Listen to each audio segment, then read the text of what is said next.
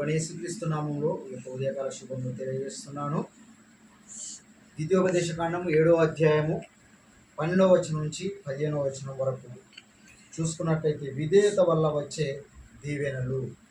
ఆయన నిన్ను ప్రేమించి ఆశీర్వదించి అభివృద్ధి చేసి నీకు ఇచ్చేదనని ప్రమాణం చేసిన దేశంలో నీ గర్భఫలము, నీ భూఫలము, మరి నీకు సమస్తమును దేవుడు ఆశీర్వదిస్తానంటున్నాడు.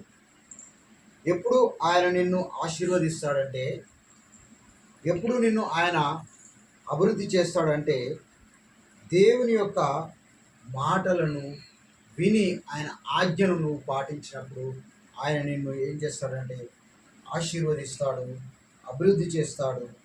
నీకు ఇచ్చేదనని ప్రమాణం చేసినటువంటి ఏవైతే మేలులు ఉంటాయో నీ గర్భఫలము, నీ భూఫలము, నీ సమస్తమును దేవుడు ఏం చేస్తాడంటే ఆశీర్వదిస్తానంటున్నాడు.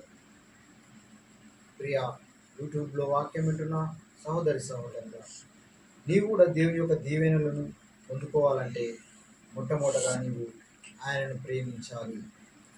రెండవది, ఆయన నిన్ను ఆశీర్వదిస్తాడు. మూడవది, అభివృద్ధి చేస్తాడు. కొద్ది వాక్యము దేవుడు దీవించి ఆశీర్వదించుగాక. ఆమేన్.